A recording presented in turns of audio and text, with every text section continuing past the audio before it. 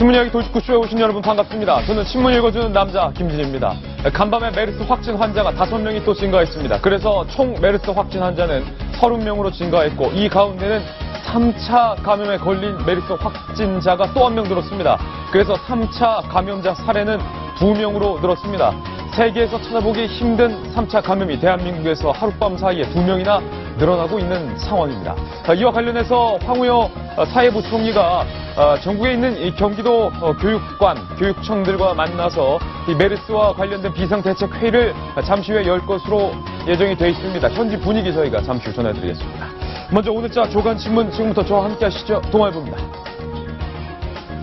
방심 뚫은 메르스. 그렇습니다. 3차 감염까지 이르렀다. 메르스가 확산되면서 방금 말씀드렸던 것처럼 이 경기 지역을 중심으로 3일에서 5일에 휴업에 들어가는 유치원과 초중 고등학교가 늘고 있습니다.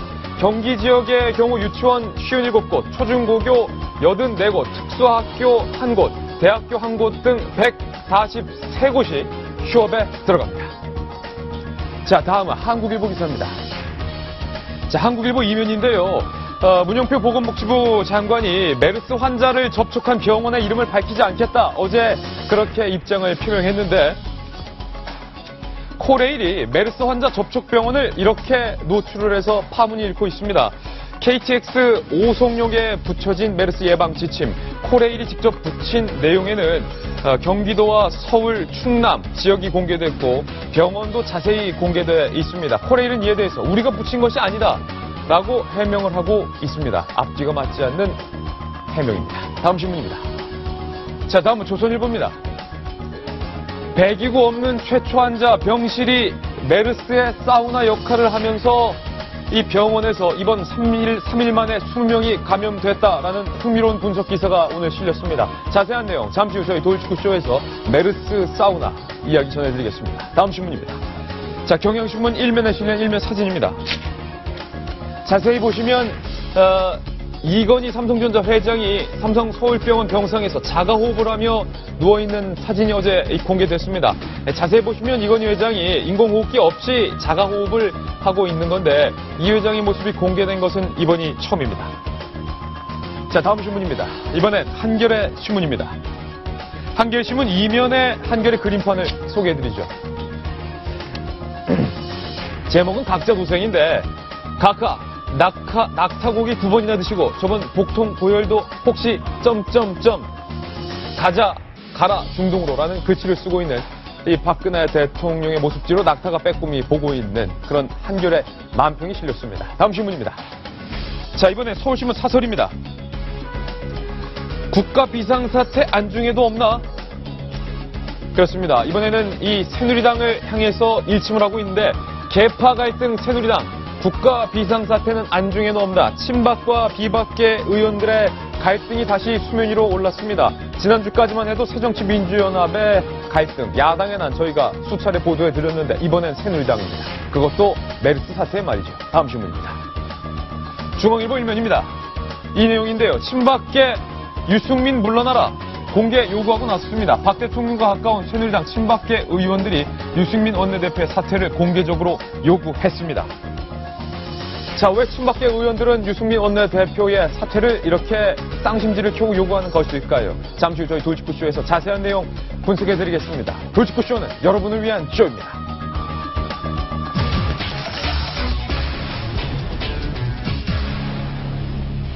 자, 오늘 저희가 만든 첫 번째 돌직구 신문은 역시 간밤에 일어난 메르스와 관련한 속보로 시작하겠습니다. 돌직구 신문을 확인하시죠.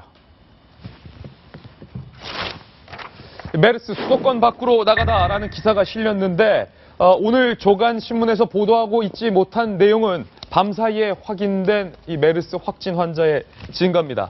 어제보다 메르스 환자가 5명 추가로 증가했습니다. 그래서 메르스 확진자는 30명으로 늘었습니다. 그런데 더 중요한 것은 이 5명 중에 3차 감염자가 어제에 이어서 또 1명 더 증가를 했다는 겁니다. 이로써 대한민국은 세계에서 찾아볼 수 없는 메르스 3차 감염자가 2명으로 증가하게 됐습니다. 3차 감염자가 3명으로 증가를 하게 됐습니다. 어제 2명에 이어서 오늘 1명까지 총 3명의 3차 감염자가 발생을 했는데요. 이 때문에 150개 학교에서는 현재 휴업, 그러니까 학교 문은 열지만 수업을 하지 않는 휴업 상태에 돌입을 했습니다. 대다수의 외국인 관광객, 많은 수의 외국인 관광객은 한국행 방문을 취소하는 사태까지 이르고 있습니다. 자, 동아일보 논설위원님, 정성희 위원님, 3차 감염자 정부에서 그렇게 없다라고 밝혔는데 이틀 사이에 3명으로 늘었습니다. 오늘 추가돼서 3명으로 늘었죠. 오늘 아침에 외신을 보니까 미국의 이제 MBC나 유명한 방송들이 한국에서 일어난 사태는 정말 이례적이다. 이례적이라고 하는 것은 전 지구상에 없었던 3차 감염을 말하는 거고요.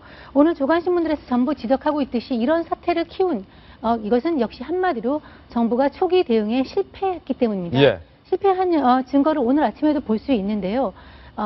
오늘 아침에 추가된 5명의 환자 중에서 4명은 우리가 어저께 얘기했던 경기도 소재 그 병원에서 첫 환자와 같이 병실을 쓰거나 이웃 병실에 있던 사람의 환자나 그 가족입니다. 그런데 오늘 추가로 3번째로 확인된 사람은 어저께 우리가 얘기했던 2차 감염자에서 3차 감염자로 이렇게 전염시켰던 그 사람들과 같이 감염됐던 사람인데요. 이것을 왜 정부가 뒤늦게 파악했냐? 이 사람이 병원에 2차 감염자가 오기 전에 지방에 있는 다른 병원에 또 입원을 했던 것입니다. 예. 그 병원에서 3차 감염자가 3명한테 감염이 된 것인데 정부는 이것도 파악을 하고 있지 못하다가 뒤늦게 이 환자가 지방의 병원을 들려서 수도권 병원으로 왔구나 하고 조사를 해보니까 그 와중에서 3차 감염자 3명이 나타난 것입니다.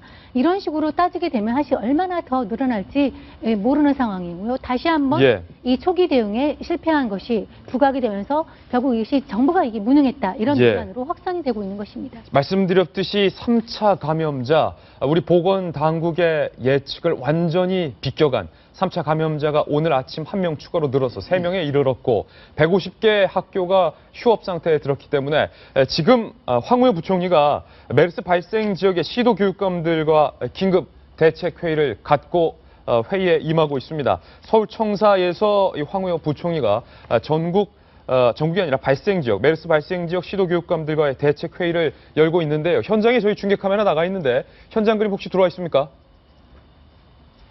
네. 들어와 있으면 현장 그림 한번 보여주시죠. 네, 지금 청사에 메르스 발생 지역의 시도 교육감들이 지금 모여들었고 아직 황우여 부총리는 도착을 하지 않은 상황인데요. 어제 말입니다, 박용진 전 대변인. 3차 감염자까지 들었기 때문에 아이들을 학교에 보내기 불안하다. 그래서 150개 학교가 휴업을 했다. 격조 있는 그 돌직구쇼에서는요, 초반부터 이 상황과 관련해서 우리끼리 얘기했던 게 있어요. 그러니까 괜한 공포심 유발을 하지 않도록 하고, 보건당국이 잘할 수 있도록 어쨌든 우리가 다른 얘기 안 하는 걸로. 근데 이쯤 되면 이제 사실은 그 정부의 무능에 대해서 질타하지 않을 수가 없는 상황이 됐잖아요. 오늘 조선일보 같은 경우는요, 메르스 사태를 막을 기회를 5번이나 놓친 보건당국이라고 하는 기사가 딱 나와버렸어요. 첫 번째는 초기, 아까 우리 정성희 의원님 말씀하신 것처럼 초기 격리 대상자들 놓쳤다. 이건 뭐 우리 국민이 지금 다 알고 있습니다. 놓친 게 아니라 거의 6일 동안 방치한 경우도 있었던 거 봐야 되고요. 두 번째, 밀접 접촉자 파악도 못하고 있다. 그러니까 이른바 역학조사라고 하지만 다 구멍난 역학조사만 하고 있는 거다. 세 번째, 환자 신고 묵살한다. 심지어 내가 메르스 증세가 있다거나 내가 어디 갔다 왔다고 얘기를 해도 아이고 고열이 아니다, 뭐가 아니다 이러면서 그냥 빠뜨리고 있었다는 거죠. 그다음에 네 번째, 높은 치사율을 간과하고 있었다. 이렇게 높은 치사율이면 그 전에 좀 준비를 했어야 되는 거 아니냐라고 하는 것과 5번째 경우는 중동 발생 후 3년간 무신경했다. 이 높은 치사율을 가지고 있는 질병과 관련해서 3년 동안 우리 그 정부에서 어떤 준비를 했느냐는 거예요. 물론 대책반이 있었던 거는 같습니다만 거의 지금 하고 있는 걸 보면 아무 대책도 못 세우고 있는 게 분명하고요. 공항에서나 이런 데에서 적극적인 홍보나 그 우리 국민들에게 이런 안전 조치들을 알리지 못했다는 겁니다. 지금쯤 되면 이 사태와 관련해서 정부에 대해서 잘해라. 특히나 재난 상황과 관련해서는 그 재난을 수습하는 사람들을 나중에 질책하게 돼 있거든요. 지금 상황은 질책을 하고 뭔가 교체할 사람 교체하고 책임질 사람 책임지면서 상황을 수습해 나가야 될 것 같습니다. 그런데 이 보건당국의 이 통제력이 너무 무능한 것 아니냐라는 질타가 이어지고 있는 가운데 오늘 조간신문이 보도한 한 기사는요. 격리 대상인 50대 여성이 지역을 이용해서 골프를 치러 갔다. 격리 대상 관리에 구멍이 뚫린 것 아니냐라는 질타하는 기사가 오늘 보도되고 있는데 안용환 의원님 어떤 내용입니까? 네, 일단 격리 대상, 의심 환자, 의심되는 그런 여성인데 50대 여성입니다. 예. 서울에 거주하고 있는데 이분이 어제 갑자기 사라진 겁니다. 사라졌다. 보니까는 골프를 치러 전라북도로 간 겁니다. 예. 그것도 혼자 승용차 몰고 간 게 아니라 버스를 타고 10여 명이 같이. 어허. 그런데 이제 경찰 의료진에서 뭐 안 보이는 거예요. 그래서 이제 결국은 경찰이 위치 추적을 해 가지고 예. 찾아냈습니다. 사실 물론 이제 첫째는 이분에게 격리시키다 확실하게 나가면 안 된다는 주의를 주고 확실한 조치를 못한 정부의 당국도 문제가 있고 또 하나는 본인도 나가면 안 되죠. 본인이 지금 격리 대상이고 이 예. 학교들이 휴교령을 내릴 정도의 그런 상황인데 골프를 치러 나갔다. 그것도 버스를 타고 10여 명 같이 나갔다. 그럼 말이 안 되는 거. 사실 이번 기회에 우리 시민의식도 한번 되돌아봐야 되는 겁니다. 지난번에 홍콩 가가지고 홍콩에서 격리하려고 했더니 그걸 거부하고 홍콩 시내를 활보하면서 쇼핑을 하러 다닌 한국 여성 두 사람. 예. 그다음에 첫 번째는 A 환자, 첫 번째 발생한 환자의 같은 병실에 있었던 세 번째 환자의 아들 같은 경우는 예. 세 번째 환자를 의료진이 특히 이제 보건당국에서 조사를 하면서 이 병실에 누구누구 왔느냐. 예. 아들도 왔었는데 아들은 온 적이 없다. 거짓말 한 겁니다. 그리고 그 아들은 그리고 중국을 갔다가 중국 당국에 잡혀가지고 나라망신 다 시키고. 예. 그것도 시민의식이 완전히 없는 것이죠. 내가 병문안 갔었고 나도 가능성이 있다는 것을 말해야 하는데 그걸 숨긴 겁니다. 그래서 이런 경우들은 우리 시민들이 이제는 내 공익을 위해서 나의 자유를 스스로 제한하는 이런 것도 이번 기회에 한번 고민을 해봐야 되지 않을까 싶습니다. 예. 오늘 동아일보 칼럼에 정성희 위원께서 사회탐구, 메르스와 관련된 칼럼을 썼는데 개미가 공룡이 됐다. 메르스 사태. 그러면 애초에 쉽게 막을 수 있었는데 이 정부가 무능해서 못 막았기 때문에 공룡처럼 크게 컸다. 이런 말입니까? 그렇죠. 이게 그 문현보 장관이 그런 말을 했죠. 개미 한 마리도 지나가지 않게 방역을 하겠다. 한 것이 이제 방역 대책 회의에서 29일에서 한 얘기인데 그 이후에 알다시피 이렇게 확진 환자가 엄청나게 늘으면서 지금은 정말 호미로 막을 일도 가래로 못 막을 정도로 상황이 커졌고 예. 어떻게 보면 정부가 통제를 할 수 있는 상황을 넘어선 것 같은 그런 느낌이 들거든요. 예. 그리고 몇 번을 강조하고 있지만 방역은 초기 대응이 정말 중요합니다. 우리가 정말 초기 대응을 잘한 것이 2003년 사스 사태거든요. 예. 당시에는 우리나라에는 환자가 없었습니다. 그런 환자가 없었는데도 불구하고 그때는 그 보건총리가 국무총리였는데 보건총리가 이거 큰일 났다 이렇게 예. 하면서 군까지 동원해서 방역을 했어요. 인력이 모자라니까. 그래서 공항에서 일일이 다 체크를 하니까 한국 사람은 걸리지가 않고 오히려 외국인이 들어온 겁니다. 우리나라에. 예. 환승하다가. 그 환승한 외국인까지 우리가 조사해서 병원에서 치료를 시켜서 완치시켜서 내보냈거든요. 예. 그래서 그 다음에 세계 언론이 찬사를 했습니다. 사스 예방 정말 모범 국가다. 우리나라의 어떤 평가나 이런 것도 엄청 올라갔는데 지금 우리가 뭡니까? 오늘 아침에 외신들이 한국에 대해서 전부 다 비난하면서 말은 자제하고 있지만 뭐 알고 보니까 선진국인 줄 알았더니 알고 보니까 후진국이네. 중국보다 못해? 이런 말이 나오게 된 거죠. 예. 자, 배승희 변호사님. 이 와중에 병원 내 집단 감염 3일 동안 20명에 다다르는 메르스 확진자가 어떻게 한 병원에서 이렇게 무더기로 쏟아져 나올 수가 있었냐라는 의문이 제기되고 있는데 오늘 조간신문에 이 같은 분석 기사가 실렸습니다. 병원 내 집단 감염 어떻게 발생했나? 국내 최초 메르스 환자가 사흘간 머물었던 P병원 8104호 병실입니다.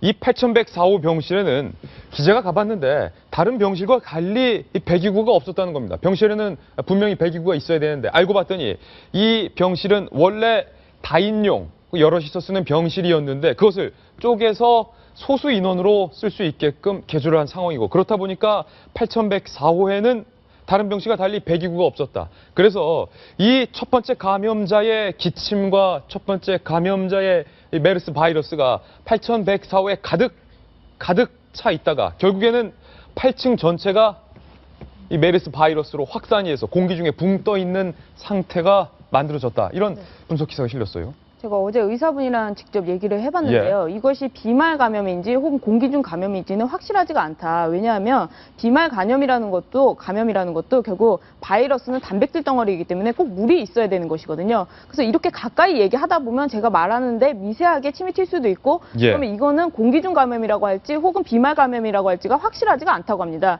지금 그렇다면 저 8층에 있는 환자들은 사실은 비말 감염이 된 건지 혹은 공기 중 감염이 된 건지 확실하지가 않고 지금 현재까지 나와 있는 메르스 연구 결과들도 과학적으로 검증된 것이 아니라 경험적인 측정을 갖고 얘기를 하는 것이기 때문에 어떤 것도 과학적으로 증명되었다고 할 수가 없습니다. 그렇기 때문에 공기 중 감염도 무시할 수는 없는 것이고 지금 현재 나와 있는 거는 병원에서 병원 내에서만 감염이다. 지역 사회로는 발전이 안 된다고 하는데 이 병원 내도 하나의 지역으로 볼 수가 있는 겁니다. 그럼에도 불구하고 지금 질병관리본부에서는 지역 내로는 감염이 없다고 하는데 병원이 3군데나 감염이 됐어요. 그리고 격리 인원이 700명이 넘어갑니다. 어느 정도 인원이 돼야 지역 사회 감염이 안 된다고 할 것입니까? 이거를 감추기만 급급한 이런 현상으로 가다가는 현재 감기 걸린 환자 그리고 지금 병원에서는 외래 환자들이 줄줄이 치료를 하고 있는데 불안해서 갈 수가 없는 거죠. 감기 환자들마저도 사실은 뭐 버스나 지하철 내에서 기침하는 것도 굉장히 큰 신뢰가 되는 겁니다. 이런 공포를 확산시키는 질병관리본부가 좀 제대로 된 정보를 공개했으면 좋겠습니다. 이 원리를 오늘 이 조선일보에서는 메르스 사우나다. 정성희 위원의 칼럼에서도 보면 병원에서 지금 메르스가 다 감염이 되고 있다. 병원에서의 위생 관리조차 엉망이었다라는 부분을 지적하고 있는데 이 메르스 사우나 효과와 일맥상통하는 것 같습니다. 저도 어제 칼럼을 쓸 때는 이렇게 이것이 밀폐된 공간인 것은 몰랐고요. 어떻게 다만 증언을 보니까 여기 감염된 의료진의 가족들에 대한 인터뷰에서 우리 딸이 뭐 간호사로 일하는데 이런 보호장구도 없이 환자의 분비물이나 이런 거를 다 하고 다녔다. 왜냐하면 그때는 아직 메르스인지 몰랐으니까. 근데 이건 사실 병원은 메르스이건 아니건 기본적으로 의료진 병원이라는 것이 병영군의 집합소이기 때문에 기본적인 보호장구나 이런 것들을 의사나 간호사들이 그 위생 이런 관리를 철저히 해야 되는데 제가 이제 쓴 거는 그렇죠. 메르스가 이렇다면 다른 병도 그럴 것이다. 다른 병도 이렇게 병영군이 그 관리가 안 될 것이다. 이것이 위험한 우리의 위생 수준을 보여주는 것이 아니냐 이런 거와 함께 또 우리 병실 문화 정말 희한하죠. 우리는 간병인이 꼭 필요합니다. 병실에 가면은 간병인 기본적으로 있고요. 가족이 면회 옵니다. 그러니까 병실 안에서 웃고 떠들고 테레비 보고 화장실 같이 쓰고 피다 시켜 먹고 이렇게 하면서 우리의 어떤 간병 문화 자체가 병실을 굉장히 공유하기 쉽게 돼 있는 것이죠. 지금 이제 배승희 변호사가 이 지역 전파가 아니라고 말할 수 있느냐? 아직은 이제 아닙니다. 그렇게 얘기하면 너무 불안한 거예요. 지역 전파라고 하면은 버스나 학교나 이런 거 탈 때 이제 하는 것을 말하는 거고 사실은 지역 전파가 아니라도 이런 식으로 병원에서 전파가 됐다는 것만으로도 세계가 국제사회가 굉장히 충격으로 불안하기 때문에 지역 감염이 없다고 확신할 수가 없는 것이 사실은 병원도 하나의 지역이고 사회입니다. 그 안에 사람들이 있는데 그거는 무시하고 이 밖에 나와서 우리가 걷고 있는 이 사회만이 지역사회고 지역사회에서 퍼져야 이것이 질병이라고 확신한다는 거는 좀 말이 안 되고 병원 내에 사람이 감염되면 그것도 당연히 그 질병관리본부에서도 얘기를 해야죠. 자, 이 와중에 문영표 어제 보건복지부 장관은 해당 병원들의 이름을 공개하지 않겠다라고 공개 거부 입장을 분명히 밝혔습니다. 그런데 정부가 엇박자를 내는 걸까요? 코레일의 KTX 오송역에는 이런 게시문이 붙었습니다. 자, 메르스 예방 지침, 코레일에서 하고 있는 포스터와 글씨체 똑같습니다. 예방 수칙, 뭐 쭉쭉쭉 나오는데 3번 항목이 지금 논란이 되고 있는데요. 아래 지역이나 병원 방문은 당분간 자제라고 사실은 역사를 이용하는 시민들이 잘 볼 수 있는 곳에 이렇게 떡하니 붙였습니다. 평택, 수원, 동탄, 충남, 서울 지역까지 공개했고요. 사실은 저희가 모자이크를 쳤긴 했지만 병원 이름을 그대로 다 코레일에서 공개를 했는데 코레일에서는 일단은 문제가 논란이 되자 우리가 붙인 것이 아니다라고 입장을 밝혀왔지만 코레일이 잘못했다라고 과연 볼 수 있는 것이냐라는 여론도 많습니다. 코레일 공기업이잖아요. 공공기관이잖아요. 어떻게 보면. 그런데 지금 저 기사가 담고 있는 게 뭐냐면 이 정부 진짜 엉망이다라고 하는 거예요. 뭐든지 좀 일관되게 하든지요. 뭔가 통제를 제대로 하든지요. 근데 지금 아무도 안 하고 있고 오늘 뭐 일간 우리 저 모든 언론에서 사설을 통해 가지고 정부의 무능을 질책하고 있고요. 대통령은 어디가 계시냐고 묻는 사설도 있었습니다. 그리고 해외에서도 볼 때 말씀하신 것처럼 예전에는 훌륭한 방역 국가였는데 지금은 엉망진창 국가로, 뒷북 국가로 지금 전락하고 있는데 정부의 총체적 무능이 메르스의 비상사태를 불렀다. 저거 하나만 보더라도 알 수 있다. 이거예요. 이 3차 감염까지 오는 과정에서요. 온 국민이 불안에 떨고 난리인데 장관은 계속해서 장담만 해요. 그리고 그 장담은 매번 뚫립니다. 심지어 그래서요. 지역 감염이 없을 거라고 얘기하는 장관의 그 얘기를 듣는 순간 저 장관의 입방정 때문에 지역 감염이 되는 거 아니냐라고 하는 불안이 생긴다는 거 아닙니까? 청와대가요. 깜짝 놀랐네. 어제 그 발표를 하지 말든지 어제서야 대책반을 만들었다고 발표를 하더라고요. 정책기획수석을 중심으로 하는 대책반을 만들었다. 그럼 그동안 대책도 안 세우고 있었다는 거예요? 그러니까 이게 지금 온 국민이 불안에 떨고 있는데 청와대도 느긋하고 장관은 장담만 하고 대통령은 어디가 계신지 아무도 모르고 대통령과 여당이 싸움이나 하고 있는 이런 상황이 국민들 볼 때 너무 불안한 겁니다. 아이들과 관련한 건강을 책임지는 교육감들이 그래서 이 문제에 대해서 어떻게 할까 하다가 결국 한 조치가 학교장 재량으로 학교를 휴업한다?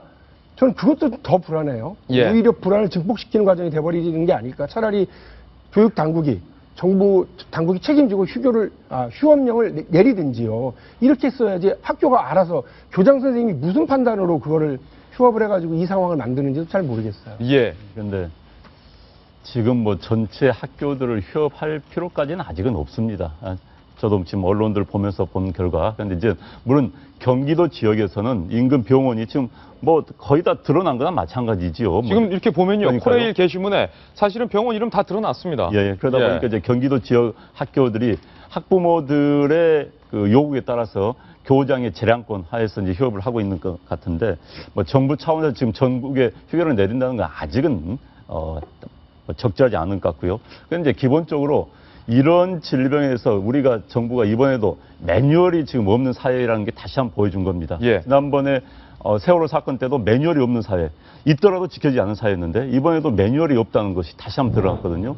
첫 번째는 뭐 보도가 됐습니다만은 이번 메르스가 중동에서 이미 발생하고 있다 하면 우리는 중동과 굉장히 교류가 많은 국가 가운데 하나입니다. 우리가 워낙 대지향적 국가다 보니까. 그래서 메르스에 대한 매뉴얼이 만들어졌는데 그게 없었다는 거 하나. 그다음에 그 이후에도 지금 매뉴얼 때문에 자충우돌을 한 겁니다. 그리고 저도 방금 박영진 대변인 말씀하신 것은 저도 공감을 합니다. 어제서야 총리 대행이 나와서 총력전을 펼치겠다. 이건 사실 좀 늦은 감이 있습니다.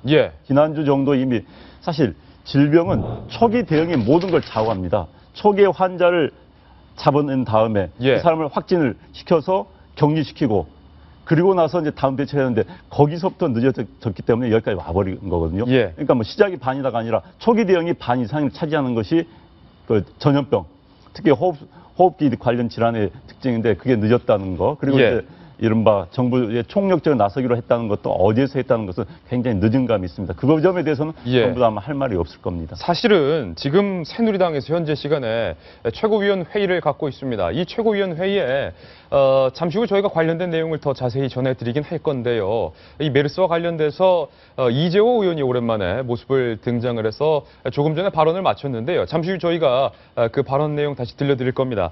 그런데 이재호 최고위원이 이렇게 말했습니다.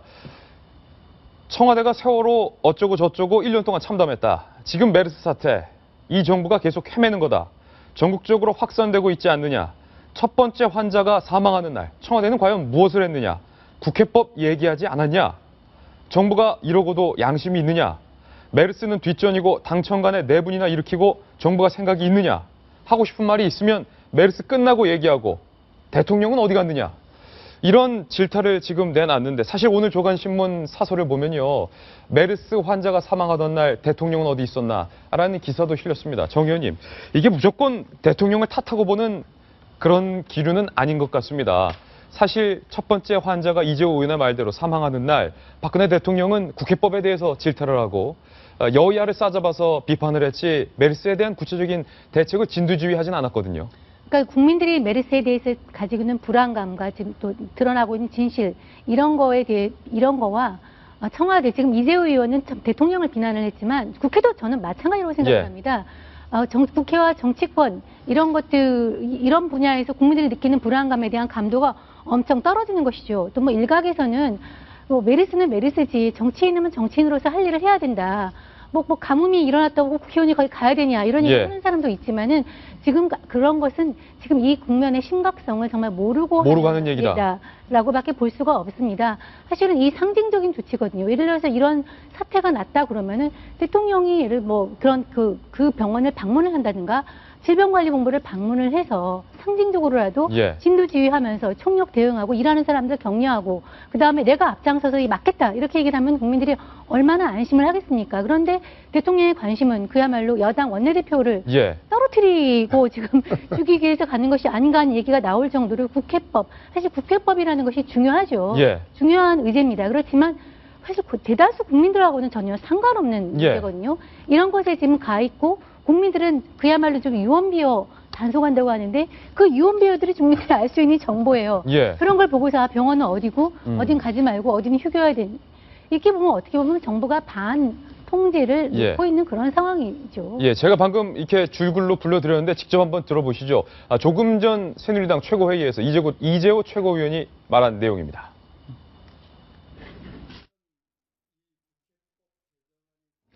이런 말씀 드리겠습니다. 문제가 생기면 좋게 넘어가는 것도 방법일 수 있습니다. 시간이 지나면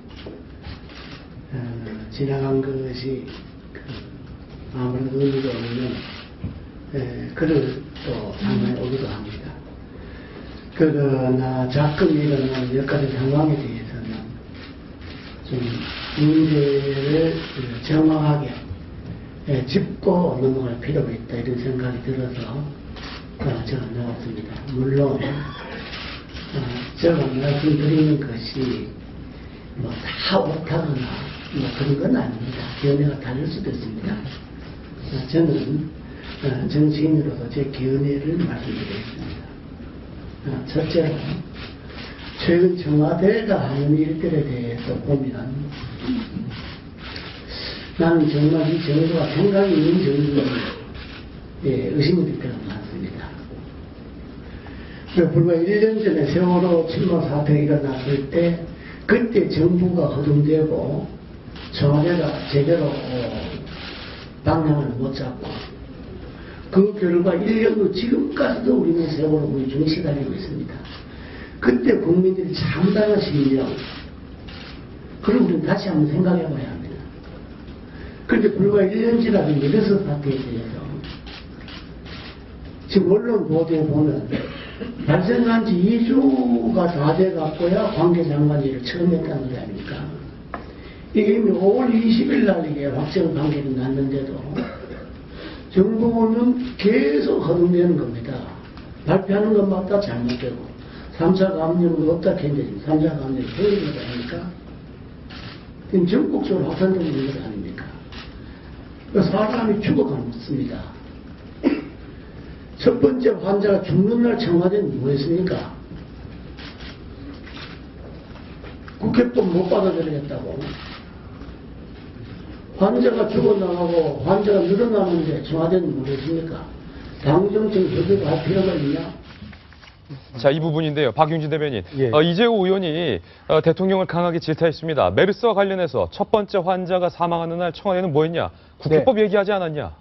사실 야당이 하고 싶은 이야기를 저렇게 하셔가지고 당황해서 안영환 대변인이라고 잠깐 의논을 하려고 그랬던 찰나에 제 이름을 부르셔서 오늘 조금 전 바로 말했던 따끈따끈한 발언입니다. 사실 저도 대통령이 이 와중에 왜 이러시냐는 얘기 어제 했고 그제도 했었습니다. 그러니까 지금 대통령은 국회법 수정안이 너무나 참을 수 없는 화가 나는 이유가 되더라도요. 그 문제는 국민적 그 안심을 위해서 다른 것부터 했었어야 된다고 생각을 합니다. 그게 바로 메르스에 대한 적극적 대처인데요. 지금 정부 전체가 엉망진창으로 움직이고 있다고 온 국민이 알고 있습니다. 지금 불안해합니다. 정부 때문에 더 불안해합니다. 그런데 하나 제가 또 지적을 할게요. 제가 어제서야 청와대에 대책반이 만들어졌다. 정책조정 수석을 현정택 수석을 중심으로 해서요. 그래서 기가 막히다 그랬잖아요. 근데 더 기가 막힌 게 하나 있습니다. 뭐냐면 이걸 대통령이 그 방금 이재호 의원이 이야기한 국회법을 이야기하고 맨 마지막에 메르스에 총력 대체하라라고 얘기를 하신 거예요. 예. 그거 하고 나니까 그 다음 날인 어제서야 그걸 만들었습니다. 예. 문제는 뭐냐면 대통령이 그런 얘기를 하지 않더라도 대책반이 만들어서 움직여야 자동적으로 알아서 움직이는 청와대가 안 되고 있다고 하는 얘기입니다. 그야말로 대통령의 비서들로만 움직이고 있고 예. 대통령의 시중드는 사람들만 하고 있는 거 아니냐. 가장 똑똑한 사람들을 모아놓은 청와대에서 대통령이 이거 하세요, 저거 하지 마세요 얘기하면 그대로만 움직이고 있다고 그런다면 청와대가 작동되고 있지 않은 거예요. 예. 정부 전체의 컨트롤 타워에서 기능이 의심받을 수밖에 없는 상황인 거 아니냐. 예. 오히려 이런 걱정이 더 들죠. 컨트롤 타워가 없는 것 아니냐라는 비판도 있겠지만 아쉬움은 좀 듭니다. 메르스 국민적인 공포가 겪고 있는 메르스에 대한 이야기보다도 사실은 박근혜 대통령은 국회법에 대한 이야기, 사실 국민들의 관심사는 국회법이 아닌데 말입니다.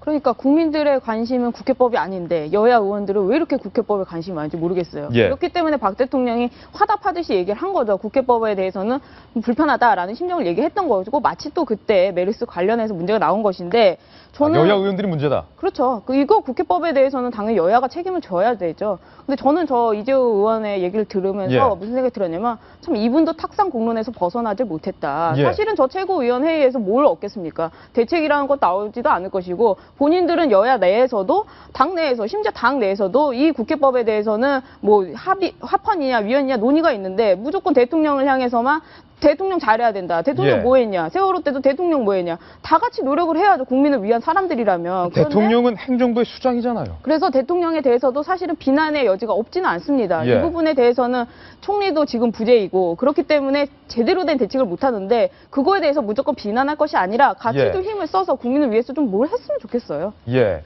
지금 여야도 문제가 있다라는 지적을 해주셨어요.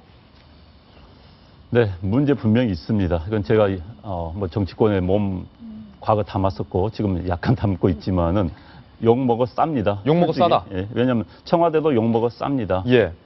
대통령의 모든 행위는 정치적인 행위입니다. 대통령의 모든 행위는 상징성을 가지고 있습니다. 그런데 이 상황에서 대통령의 판단을 하든 참모들 판단을 하든지 간에 대통령이 이 문제에 대해서는 나서야 되는 겁니다. 그리고 대통령이 상징성 있게 국민들에게 안심하라. 우리가 최선을 다하고 있다는 모습을 보여줘야 되는데 아직까지 그걸 보이지 못했다는 것은 예. 어찌됐든 청와대의 잘못입니다. 그다음에 정치권도 마찬가지입니다. 어제 새누리당 내에서 국가 경제 포럼이라는 데서 유승민 원내대표를 공격하기 위한 그런 모임이 있었습니다. 국가 경제력 포럼이라면은 이런 메르스와 관련해서 의료 체계 관련해서 선진화되는 방안을 고민하고 했어야 되는데 거기서 정치적인 이야기만 하고 끝났습니다. 유승민 대표 공격하는 건 끝났었는데 예. 마찬가지 야당도 마찬가지. 지금 1박 2일 MT 갔습니다. MT가 산다는 이야기가 메르스가 이야기 나온 제가 아는 걸로 알고 있습니다. 거기서 공천 문제 예. 뱉다면서 좀 더 이야기하시면 뱉다면서 히히닥거리면서 예. 야 이러다가 나 공천 못 받는 거 아니야? 히히닥거리는 기사가 나오고 있습니다. 메르스 때문에 많은 국민들이 불안해하고 있는데 1박 2일 MT가 가지고 공천 이야기하면서 예. 히히닥거리고 뱉다는 게 현재 야당의 주소입니다. 또 이게 정치권의 주소인데 이건 이래서는 안 됩니다. 사실 예. 국민들의 정서가 어디에 가 있는지 알아야 되고 물론 예정된 행사이기 때문에 취소할 수는 없었을 겁니다만은 국민들이 비치는 모습 제가 자꾸 이야기하면 정치는 사실보다 인식이 굉장히 중요할 때가 많습니다. 인식은 그렇다도 국민들이 정치권에 보는 인식이 굉장히 중요한데 그 인식을 충족시키지 못하기 때문에 정치권이 욕을 먹고 불신을 사는 것이죠. 예, 바로 이 이야기로 자연스럽게 저희 넘어갈까 합니다. 메르스보다 청와대와 여야가 더 관심을 보이는 것은 메르스보다 바로 국회법 개정인 것 같습니다. 신사동 그 사람 첫 번째 인물을 만나보시죠.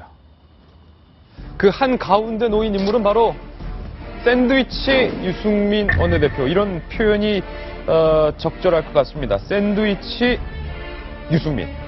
정말 말 그대로 샌드위치에 처했습니다. 혹자는 도대체 유승민 의원이 뭐 그렇게 잘못을 했냐라는 얘기도 지금 나오고 있는데 박용진 대변인, 네. 친박 의원들이 이제는 공개적으로 모두가 나서서 유승민 물러나라를 외치고 있습니다. 어떤 상황입니까, 이 상황은? 어처구니가 없네요. 국가 경쟁력 포럼. 훌륭한 이름의 모임이 있습니다. 근데 거기다 주로 이른바 친박계 의원들이 이제 주축이 돼가지고요. 지난번에 이 포럼이 유명세를 탄 건 반기문 추대론을 느닷없이 꺼내 들어가지고요. 그 모임이 이 모임이군요. 예, 그 모임입니다. 예. 그래서 어제는 모여가지고 메르스 대책이라든지 뭐 국민들이 요구하고 있는 어떤 현안 혹은 국가 경쟁력을 높이기 위한 이야기를 하신 게 아니라 유승민 원내대표 물러나라 예. 라고 하는 얘기를 이제 주로 했었던 것 같습니다. 제가 이 상황을 보면 친박계 의원들의 친위 쿠데타 예. 시도 행위를 보입니다. 그러니까 이 국회법과 관련돼서 이렇게 저렇게 의견과 이견이 있을 수 있다고 저는 봅니다. 예. 국회 협상은 참 다양하게 얽혀 있기 때문에 그러면 어떤 협상은요, 여당이든 야당이든 이번엔 내가 한번 한 수 접어주고 다음 협상을 위해서 내가 그러면 간다라고 하는 그런 지금 그러니까 이보 전진을 위한 일보 후퇴 네. 이런 경우가 많습니다. 특히 여당은 더 많겠죠. 이번에 잠깐 접어주고 다음에 더 많이 이렇게 좀 가는데 야당의 요구 때문이었다고 합니다만 어쨌든 자기가 재량을 가지고 판단을 하라고 뽑아놓은 원내대표입니다. 예. 근데 그 원내대표가 한 일과 관련해서 아주 그 미묘한 이견 차이가 지금 있음에도 불구하고 그걸 가지고 물러나라. 예. 라고 거의 뭐 목소리를 드높이고 있는 예. 농성 수준의 행위를 하고 있는 걸 보면서 국민들이 이걸 좋게 생각할까. 예. 유승민 원내대표의 경우에는 지금 그렇게 돼서 청와대의 대통령이 돌직구 그리고 당내 옆에 같이 앉아서 회의를 하고 있는 친박계 최고위원뿐만이 아니라 그러니까 서청원 그다음에 이정현 두 최고위원뿐만 아니라 김태우 의원 예. 그리고 이인재 최고위원까지 돌직구를 마구마구 지금 던진 상태, 난타당한 상태에서 자신이 이끌어가야 되는 예. 주로 초선 의원들이 많더라고요. 친박계 천박계 의원들의 모임인 국가경쟁력 포럼에서 거의 뭐 난타를 당한 상황으로 몰려 있어서 상당히 어려울 것 같아요. 서청원 최고위원 이렇게 말했습니다. 순진한 협상을 했다. 야당과 순진한 협상을 유승민 원내대표가 했다. 지도부의 협상이 밀려도 너무 밀렸다는 인식이 확산됐기 때문에 오늘부터는 분명히 양상이 바뀌는 당내 분위기가 있을 것이다 라고 포문을 열었는데 그 뒤로 이 친박계 김태훈 의원은요. 유승민 원내대표가 이런 논란을 초래한 부분과 졸속 합의해준 부분에 대해 반드시 책임지는 자세가 필요하다. 사퇴를 포함해 책임지는 자세를 촉구한다. 이정우 친박 의원, 식물국회에 이어 식물정부를 야기한 우리 당 원내대표는 책임을 지고 사퇴해야 한다. 라고 친박 의원들이 마치 약속이나 한 듯 유승민 원내대표에 대해서 포문을 열었는데요.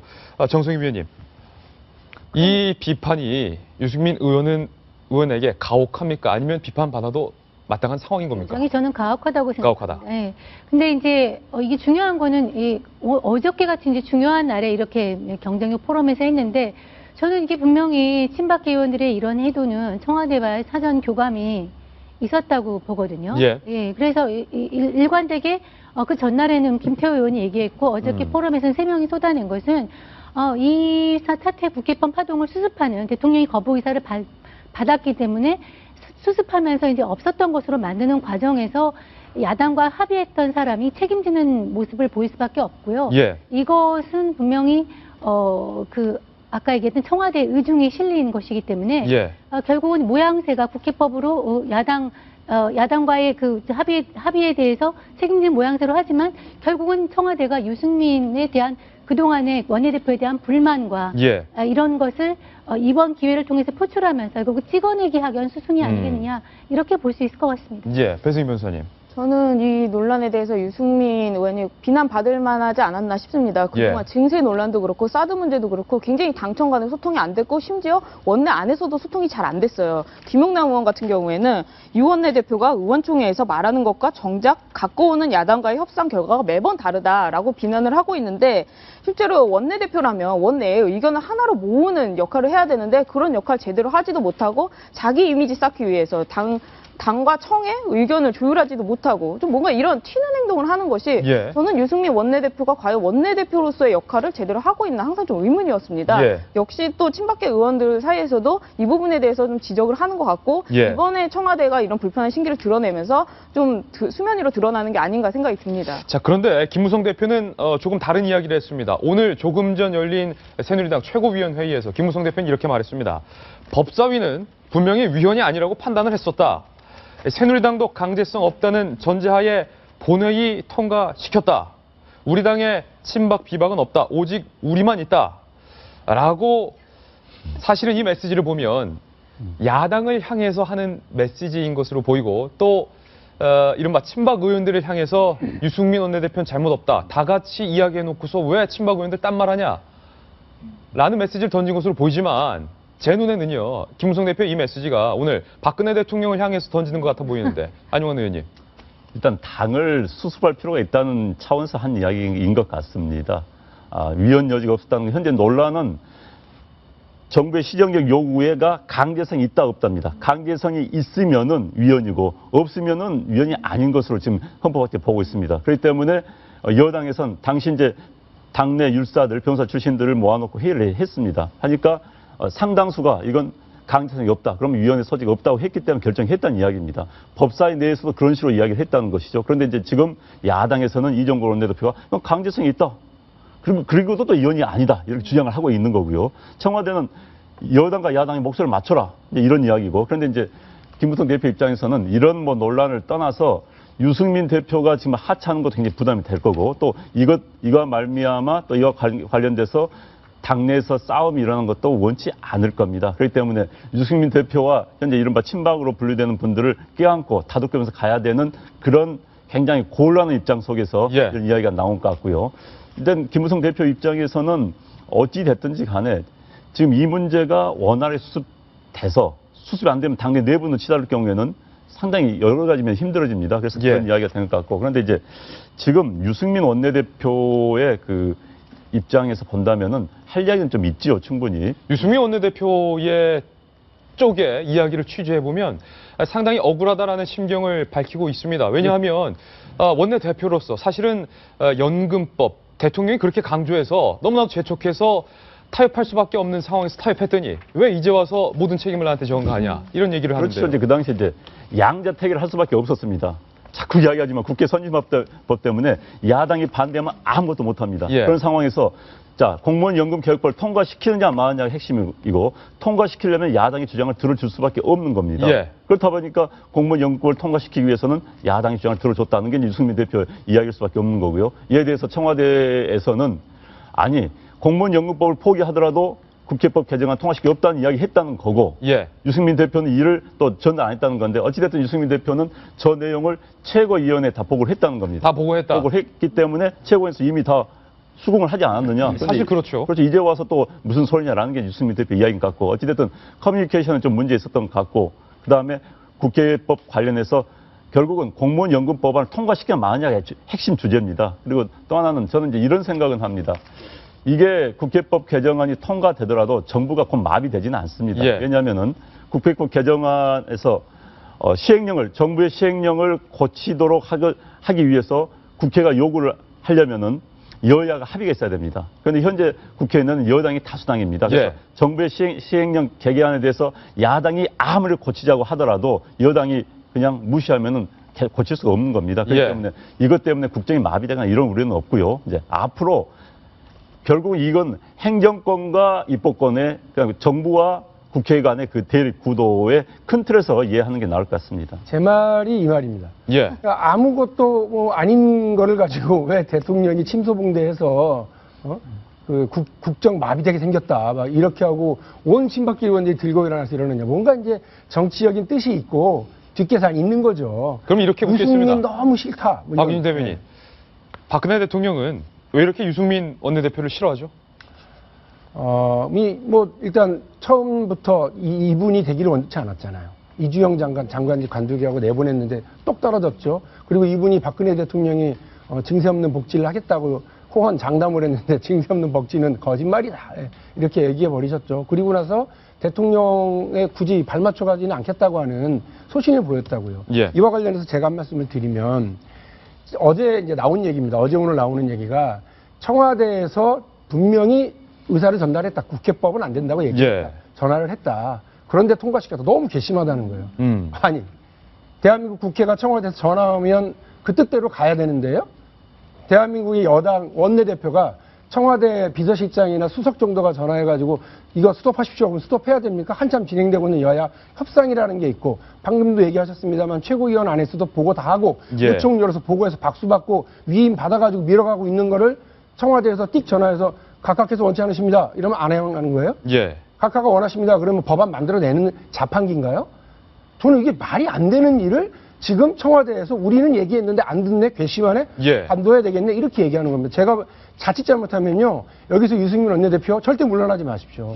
유승민 원내대표 물러나면요 그야말로 야당이 맨날 여당에 대해서 뭐라고 비난합니까? 청와대 거수기네? 이렇게 얘기하잖아요. 예. 그리고 정무수석 앉혔더니 군기반장이네. 그야말로 지금 여야 간에 아니 청와대와 여당 간의 소통을 위해서는 아무것도 안 하고요. 문제 발생하니까 군기 타임 잡아가지고 예. 군기반장 역할만 하려고 하잖아요. 윤상현 정무특보요. 이렇게 돌아가면 국회도 엉망되고 그야말로 상권 분립은 그냥 종이 위에 써놓은 글씨로만 남을 겁니다. 김무성 대표가 지금 또 이제 김무성 대표의 전형적인 이제 예. 전술이죠. 이 다 야당 때문이야. 이렇게 하는 야당 탓으로 가고 계신데 야당은 지금 저희 전술은 딱 하나입니다. 아, 이거는 강 건너 불구경이다. 청와대와 여당이 알아서 싸워라. 예. 전혀 개입할 생각 전혀 없습니다. 먼저 정리하고 예. 협상하시면 될 것 같아요. 개입할 수도 없어요.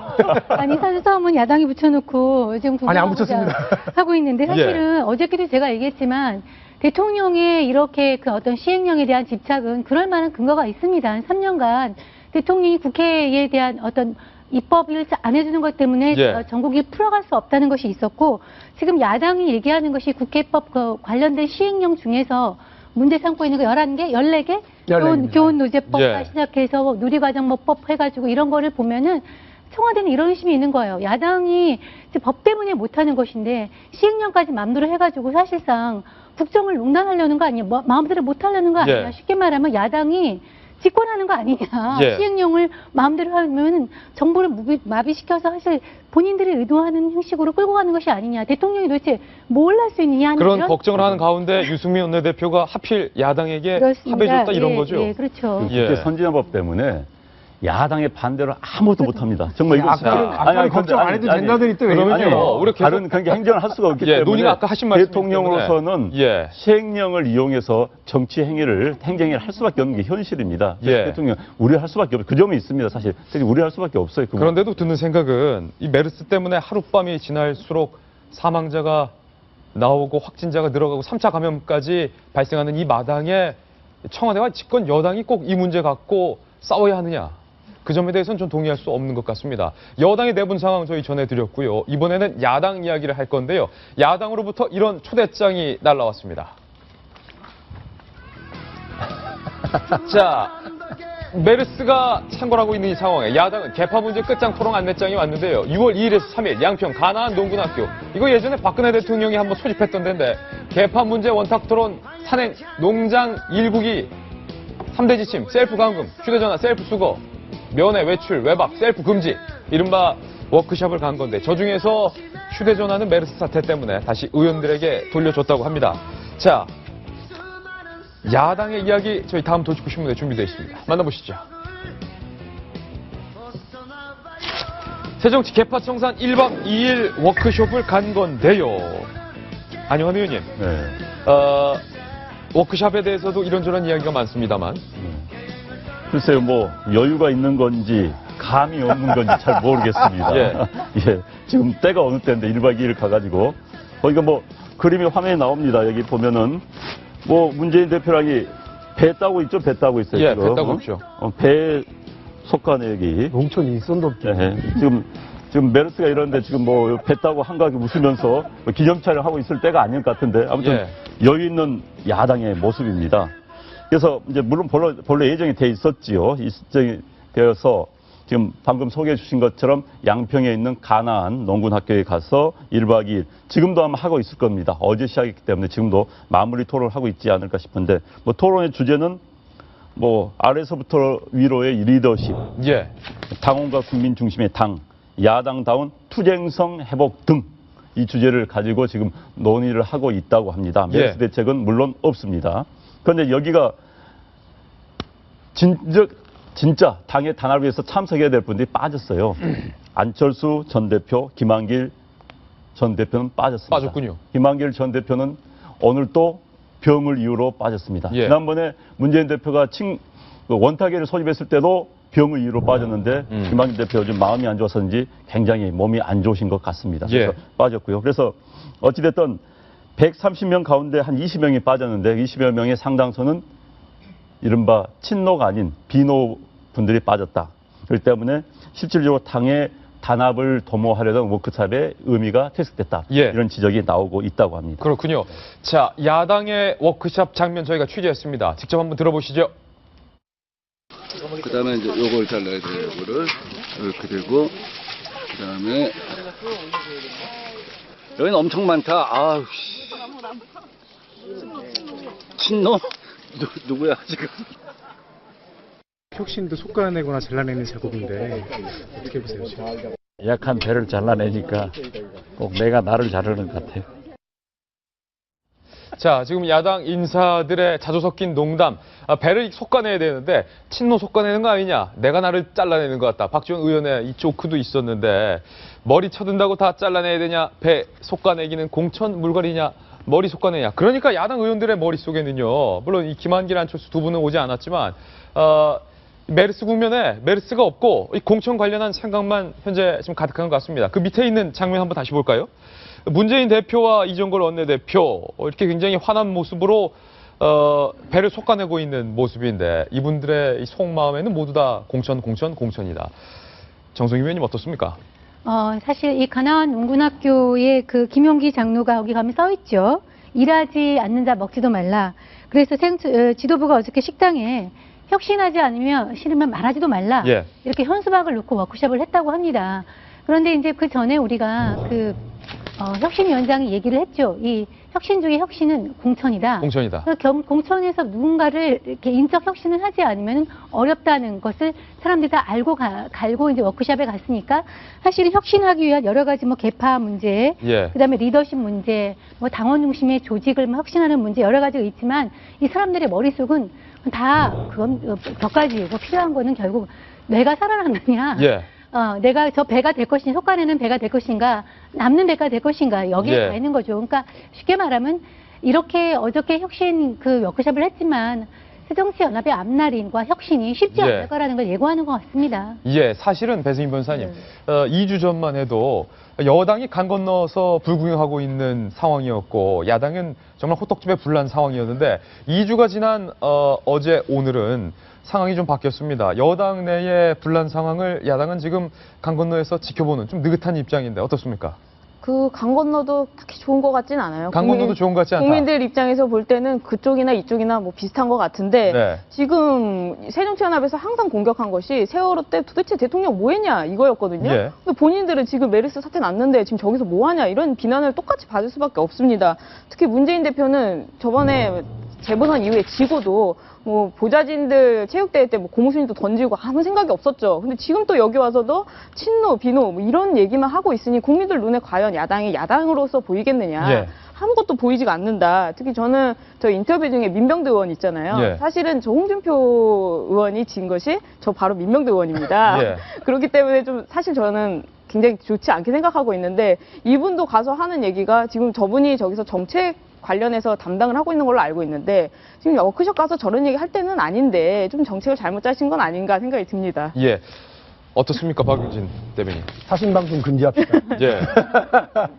예. 어제 상황과 관련해서요. 어제 메르스에 대해서 한마디도 안 했다고 얘기하시는데 사실은 그 보건복지위원회 관련 상임위원들 어제 서울로 긴급 올라와서요. 예. 관련 기자회견 했어요. 그래서 우리도 어제 얘기했었잖아요. 관련 병원을 공개해야 되는 거 아니냐 이 얘기했고요. 리스트를 공개하는 거 리스트 아니냐. 공개하고 예. 대신 그렇게 해서 우려되는 것 중에 하나가 해당 병원들이 그러면 엄청난 피해를 입을 수 있잖아요. 예. 경제적으로도 그 부분과 관련된 정부의 지원 이런 것들에 대한 대책을 마련해달라고까지 하는 정책적 제안도 있었습니다. 그러니까 야당은 뭐 놀러 갔다 이렇게 보실 일은 아니다. 예. 강 건너에 있고 나름대로 내부에 대한 준비를 좀 많이 하고 있는데요. 저희도 지난주까지 그리고 사실 지금도 내분이 상당히 심하잖아요. 심하게 되고 있죠. 이 문제를 어떻게 해결할까요? 국민들 앞에서 우리끼리 싸우는 것도 민망하다. 그러니까 어떻게 정리할 건지를 놓고서 예. 몇 가지 주제를 놓고 좀 얘기를 했고 정성희 의원님이 날카롭게 지적하신 것처럼 그런 주제도 반드시 이야기를 해야 되겠지만 머릿속에 온통 내가 남는 배가 될 거냐 잘리는 예. 배가 될 거냐를 놓고 뭘 자르다 보니까 자꾸 그런 생각을 하셨겠죠. 예. 잘리나? 남나? 이 생각을 계속 하면서 농담 삼아 네. 이렇게 한 얘기를 오늘 기자들이 언론에 많이 실었더라고요. 신문에. 이 출력물을 보면요. 어제 워크숍에 참석하지 않은 두 분, 김한길 전 대표, 안철수 전 대표의 모습이 지금 위에 있는데 김한길 전 대표는 독감이 심해서 참석하지 못했다라고. 독감이라고 얘기하면 요즘 좀. 그러니까요. 저 메르스는 아니에요. 독감이다라고 참석을 못했는데 안철수 의원 같은 경우는 이 워크숍 대신에 라디오 방송에 출연하는 것을 택했습니다. 라디오 방송에 나와서 대선 준비하고 있다. 대선 출마하겠다라는 의지를 다시 한번 밝혔습니다. 임수정 기자가 취재했습니다.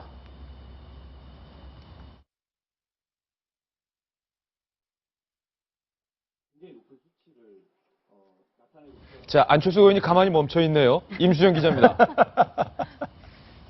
새정치민주연합 안철수 전 대표가 다음 대선은 제대로 준비하겠다며 대권 재도전 의사를 밝혔습니다. 정대철 전 대표를 만난 자리에서였습니다. 안철수 전 대표가 대권 재도전의 의사를 밝힌 것은 처음입니다. 나도 좀 놀란 게 대통령 후보하기 위해서 노력을 하겠다고 하는 것을 아주 직설적으로 얘기하대. 근데 이제 양보하지 마 그랬더니 안 전 대표는 문재인 대표의 혁신위원장 제안을 거절한 이유도 자세히 설명했다고 정 전 대표는 전했습니다. 혁신위원장 뭘 자기보고 하라고 그랬을 때 혁신 당신이 해야 될 건데 그 남한테 약속해놓은 걸 이제 뭐 다 남기고 그런 것은 그 어색한 것이다. 그러고서 자기가 안 했다고 그러더만 여하간 예의주시하겠다고. 4.19 재보선 참패와 책임론에 대처하는 과정에서 문재인 대표가 상당한 타격을 입으면서 안 전 대표로서는 움직일 공간이 생긴 것으로 보입니다. 안 전 대표는 국회법 개정안에 대해 거부권을 시사한 박근혜 대통령을 향해서도 대통령은 왕이 아니다라고 가파르게 각을 세웠습니다. 지난달 28일에는 무소속 천정배 의원을 만나 정치개혁에 대한 의견을 주고받기도 했습니다. 새정치민주연합 내부의 대선 주자 경쟁도 점화됐다는 분석이 나옵니다. 채널A 뉴스 임수정입니다. 자, 안철수 의원 굉장히 조금 이례적인 타이밍인데요. 지금 이 타이밍에 대권 도전을 선언했습니다. 대선 출마를 선언했는데 안용원 의원님 어떻게 보십니까? 일단은 방송 때문에 어제 워크숍 안 갔다는 것도 이상합니다. 사실 저도 방송 출연해봤죠. 시간 얼마 안 걸리거든요. 예. 의지만 있다면은 방송해봤자 얼마 있겠습니까? 길어봤자 20, 30분인데. 그럼 충분히 양평까지 갈 수 있을 텐데 일부러 안 간 것도 좀 눈에 띕니다. 이것은 의지다. 그렇죠. 30분 방송하고 가지 그걸 왜 못 갑니까? 그리고 이제 거기 나와서 지금 당내에서는 전부 뭐 단합이니 뭐니 이야기하고 있는데 또 대선 출마를 이야기를 하니까 예. 참 모양새가 이상하게 돼버렸죠. 참 이 정치적으로 흔히 자주 쓰는 타이밍은 아닌 것 같아요. 대권 출마 그렇죠. 선언하는 물론 이제 타이밍이. 본인은 뭐 질문을 자꾸 하니까 할 수밖에 없었다고 하지만은 그러나 다른 모습 하나 있습니다. 안철수 전 대표의 모습이 항상 애매모. 예. 내 마음 나도 몰라 했는데 이제 좀 가시화시켰다는 그 의미가 있습니다. 물론 예. 저게 현실화 될 수 있을지는 잘 모르겠습니다만은 그래서 안철수 근데 이 순간 대선 출마 그럼요라는 이야기는 굉장히 좀 뜬금없는 이야기다라는 생각도 듭니다. 예. 배수임 변호사님 어때요? 안철수 전 대표 대선 출마 사실 공개적으로 나는 대권에 나갈 것이다 선언한 건데. 뭐 본인 마음이니까 그거는. 근데 홍준표 지사도 사실은 아무도 모르게 대권 출마하겠다고 얘기하신 적 있거든요. 아, 그렇습니까? 그렇죠. 근데 새정치연합에 어제 워크숍이 있었고 또 저렇게 단합해서 뭐 공개를 하겠다고 했는데 혼자만 따로 빠져서 안철수 의원이 저런 얘기를 했다는 건 역시 이분은 정치 초보가 아닌가 생각이 듭니다. 아니, 안철수 의원이 아까 모호한 태도로 뭐 간처스라는 얘기를 했는데 어제는 단호한 건 모습은 보였어요. 예. 하지만 이제 지난번에 대선에 나왔을 때는 중도에 하차하긴 했지만 어떤 이미지로 나온다면 이제 앞으로는 이제 실력으로 무장을 해서 보였어야 되는데 안철수 의원이 1년의 의원으로서의 성과에 대해서 사람들이 많이 거품과 이런 것을 거둔 상태고 본인도 무엇인가를 보여주지 못했기 때문에 지금보다 거품이 없는 상황에 들어가면 쉽지 않을 거라는 생각이 들고요. 또 어저께 발언 보니까 뭐 대통령은 뭐 왕이 아니다. 대통령 왕이 아니죠. 그리고 제왕적 대통령제 문제를 알고 했는데 제가 여기서 제 의견인지 모르겠지만 늘 얘기하지만 지금은 제왕적 대통령이 아니라 오늘 우리가 얘기한 구조로 보면 사실 제왕적 국회나 다름없을 정도로 예. 아까 선진화법 때문에 손발이 묶여있는 상황인데 대통령 중심에 대한 인식도 좀 굉장히 우리가 알고 있는 국민들이 알고 있는 인식과 다른 식으로 생각하지 않나 이런 생각이 듭니다. 다만 지난번과 안철수 의원이 좀 다른 것은 지난번에는 국회의원을 거치지 않고 예. 그야말로 이미지로 본인 표현을 따르면 하루아침에 자고 일어나니까 세상이 바뀐 식으로 해서 나왔지만 지금은 이제 의원직의 경험을 가지고 하니까 어떤 식으로 양상이 달라질지는 두고 봐야 될 것 같습니다. 예, 안철수 의원의 기사는 확실히 이슈의 중심은 아닌 것 같습니다. 오히려 이종걸 원내대표가 요즘은 야당 이슈의 중심에 섰는데요. 그의 이런 발언들 때문일까요? 그분은 군인 출신도 아니고 국회에 많은 이해와 식견을 가지고 계신 분입니다. 상권 분립의 뜻도 잘 알고 계시는 분입니다. 요새 공무원들은 헌법 공부도 안 하는 것 같습니다. 대통령을 닮아서 그런지도 모르겠습니다. 시행령의 내용상 불일치, 불부합, 또 위법 뭐 이런 문제는 국회에서 충분히 그 시시비비를 가릴 수 있는 전제 장치가 있습니다. 대통령께서 너무 걱정하시지 않아도 됩니다. 너무 호들갑 떨으시지 않아도 됩니다. 자, 배승희 변호사님. 호들갑 대통령께서 떨지 않았으면 좋겠다. 대통령이 헌법 공부 안 하시니까 공무원들이 다 보고 배우는 거 아니냐라는 이 대통령에 대한 비난 과거에 있었는데 청와대에서 이종걸 원내대표에 대해서 강한 불쾌감을 드러냈다고요. 네, 청와대에서 이 한국일보와의 통화인데요. 좀 불쾌감을 나타냈다고 합니다. 예. 박 대통령은 어제 국정마비와 우려와 위헌 논란에 휩싸인 국회법 개정안의 심각성을 지적했다고 하면서 예. 박 대통령의 발언을 야당이 폄훼하는 것은 국민들에게도 또 민생에게도 도움이 안 된다고 해서 청와대 내부 기류를 좀 전달을 했는데요. 예. 이 여권 관계자 말도 이 원내대표의 화법이 좀 직설적이란 걸 감안해도 제1야당 대표가 대통령을 향해서 예. 너무 정제되지 않은 발언을 하는 거는 좀 문제라고 본다라면서 사실은 국민들 사이에도 의견을 나타내게 하는 거죠. 예. 근데 저는 이건 좀 새정치연합의 고질적인 병이 아닌가 생각이 듭니다. 고질병이다. 그 정철래 의원 막말도 그렇고 예. 사실 김현 의원 폭행 사건도 그렇고 이 의원으로서의 과연 적절한 수준을 갖고 있느냐. 특히 우리가 대통령에 대해서 어떤 생각을 가져야 되냐면 우리 국민이 뽑은 거거든요. 예. 최소한 국민이 지지하는 자들이 있는 대통령이란 말이에요. 그런데 그런 사람에 대해서 그 직을 갖고 있는데 자기 마음에 안 든다고 해서 어떤 원색적인 비난을 하고 막말하는 건 사실 예의가 아니죠. 그게 우리끼리 어떤 사적인 공간에서 집안에서 얘기하는 거는 상관이 없습니다. 예. 그거는 우리의 자유고 표현의 자유이기 때문에. 그렇지만 이 자리는 뭐냐면 원내대표 자리고 또 국민이 투표로 뽑은 국회의원 자리거든요. 그런 국회의원이 막말을 저렇게 하는 거는 좀 말이 안 되고 예. 심지어 공무원을 향해서 공무원들이 헌법 공부를 안 한다. 이거는 사실은 공무원에 대한 굉장히 모독이죠. 공무원들 시험 보려면 굉장히 공부를 많이 합니다. 아마 본인보다 더 많이 했을 거예요. 그럼에도 불구하고 대통령 닮아서 안 한다? 이런 얘기는 좀 맞지 않지 않나. 격이 안 맞다 생각합니다. 한마디만 하면 우리 국민들이 어떤 그 대통령을 비난할 때 대통령 개인과 대통령 직에 대한 걸 구분을 못한 것 같아요. 대통령 개인에 대해서 의견이 다를 수 있죠. 그렇지만 외국에 미국이나 이런 게 보면은 대통령 직에 대한 것은 정말 존중이 있습니다. 우리가 좀 야당이건 여당이건 대통령 직에 대한 어떤 존중감을. 근데 이종걸 원내대표는요. 뭐 말을 할 법에 가단 이야기 하면은 다 이분들이 난리예요. 자기 이야기만 야당 하는 물어봐야 겁니다. 되는데. 그래서 예. 호들갑 떨지 말라는 이런 표현은 우리 패널도 잘 안 쓰는 표현입니다. 예. 그런데 원내대표 일단 부적절하고요. 대통령 닮아서 정말 부적절한 발언, 정치 불신만 가져옵니다. 이종걸 원내대표 자제하십시오. 야당 입장 짧게 듣겠습니다. 침소봉대, 과장된 행동 이런 정도의 단어로 나왔으면 상관없을 같은 내용이 호들갑이라고 하는 표현 때문에 뭐 문제가 될 수는 있을지 모르겠습니다만 어쨌든 청와대가 또 여당 원내대표 멱살 잡은 데 이어서 예. 야당 원내대표 멱살을 잡고 나서는 모습은 두 번째 보기 좋지 않습니다. 아, 그러네요. 공교롭게 청와대가 여야의 원내대표 2명 다 멱살을 잡은 꼴이 됐네요. 광고 보고 들어옵니다. 잠깐만요. 자, 이종국 원내대표가 조금 전 이렇게 말을 했습니다.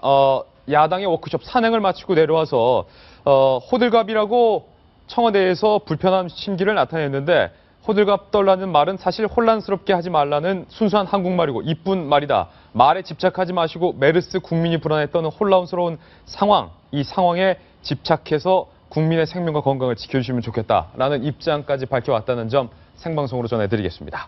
자, 저희는 내일 아침 9시에 더욱더 풍성한 기사와 묵직한 돌직구 들고 여러분께 인사드리겠습니다. 오늘 하루는 분명 어제보다 더 나을 겁니다. 좋은 하루 되십시오. 고맙습니다.